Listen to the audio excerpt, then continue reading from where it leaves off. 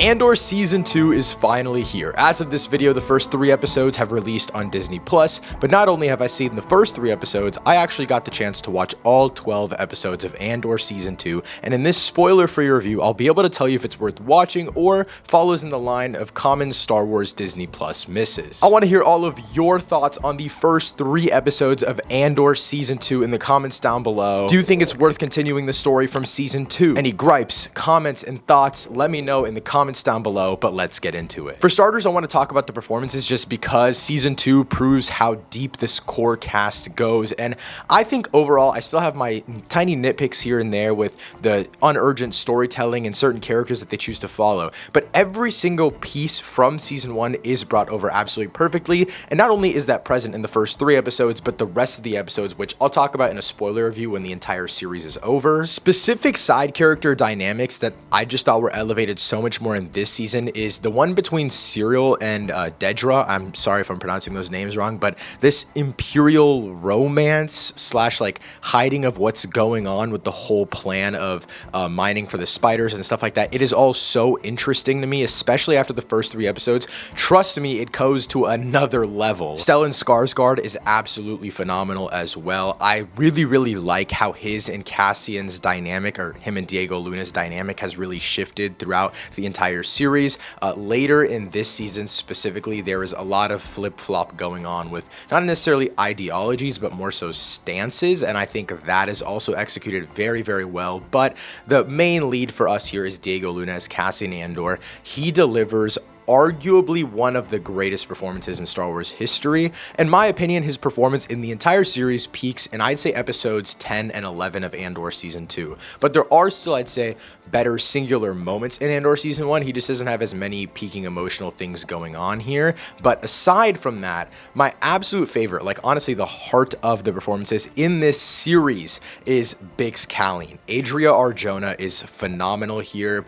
There's so much I want to talk about. I just can't talk about it without getting into spoilers, so I'm going to leave it at that. Stay tuned for that full video later. But genuinely, there are moments that altered the chemistry of my brain. Before getting into everything else that I think is absolutely phenomenal about this series, because I really only have one main gripe, I want to talk about my one problem, and that is just the time jump issue. Obviously, going in, we knew that there was going to be time jumps, 1 year time jump between every 3 episodes. So we've already seen the first arc, and then 4, 5, and 6 is another year, and then 7, 8, and 9 is another year, continuing on and on. I think the core of my issues are just based in this idea, but I want to preface by saying I think it was pretty much necessary. Like, after watching the entire show, I realized that they do need to cover all of this time, and that's just physically not possible. You just have to get from one spot to the other in the timeline, and I think that's why they're doing time jumps. But I also think the time jumps and the way that they're executed create for much more lackluster character work, because there's just not as much tension in every single storyline because we're just skipping through time like this. And my initial reaction of episodes 1 through 6, this was my biggest complaint. So I'm saying all this, and I might completely go back on it on next week's spoiler-free review. But specifically after finishing episodes 7, 8, and 9, I understood why the first half felt so disconnected.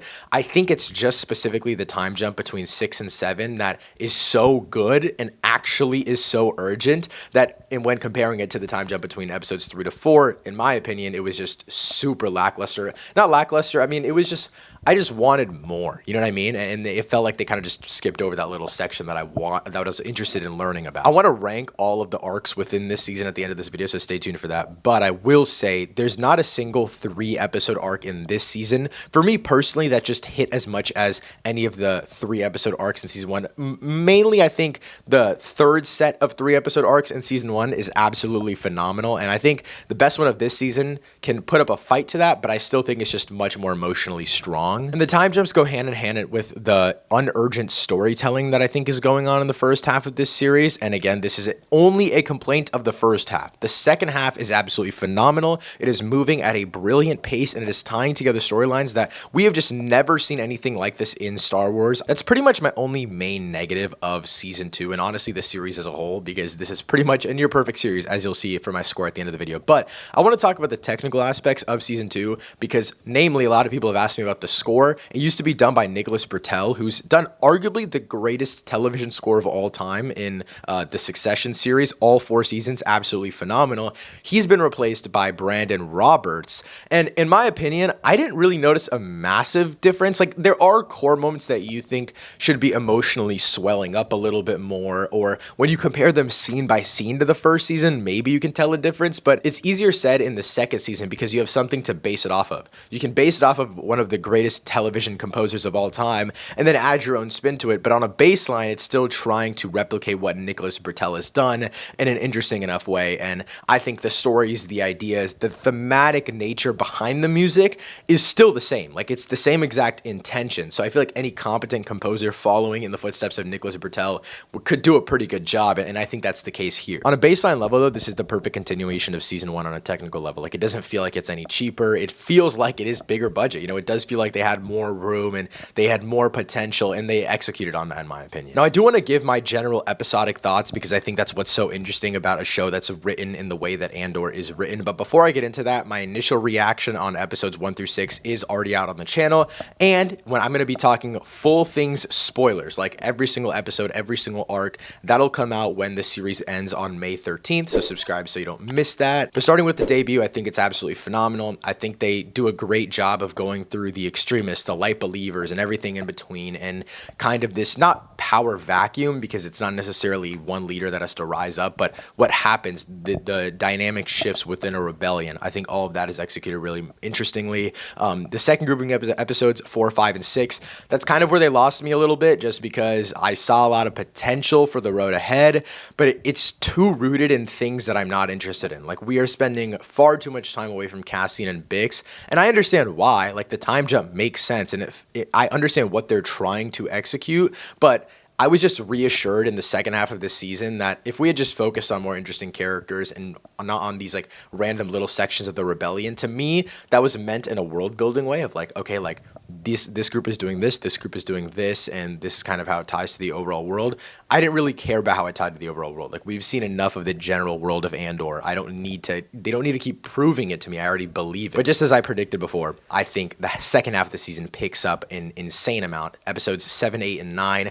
Out of all of the grouping of episodes, I think 7 and 8 work in conjunction the best, but 7, 8, and 9 have the best overall arc, though I don't think it's the best set of episodes in the series, which I'll rank them in just a second here. Episode 8, though, on its own is easily the best episode that they do, and I honestly, maybe including season 1, but at the end of the day, it just proves my biggest overall qualm with season 2. It's very strong episodes, but I think they're just overall weaker in the grand story of things because of the time jumps. But I will say, in terms of individual character storytelling, the second half of the series excels so much in showing a different side of Cassian. I won't necessarily talk about which side because this is spoiler free, but it's so much more based in like fear of heart than anything we've seen in this series so far. And then obviously is the final grouping of episodes. I can barely say anything about this arc because it's so based in a bunch of spoilers that happened before. All I'll say is that it's just phenomenal. Like, this is peak television. This is exactly why you watch a series like Andor. And for those wondering, it connects into Rogue One in a way that, like, it just works so seamlessly. It works so perfectly. I turned on Rogue One after, and it feels perfect. In terms of ranking the 4 3-episode arcs, in 4th place for me is episodes 4, 5, and 6. I still stand by everything I said. As much as I love this series, these are the most dilly-dallying episodes of all of Andor, in my opinion. In 3rd place for me is episodes 1, 2, and 3.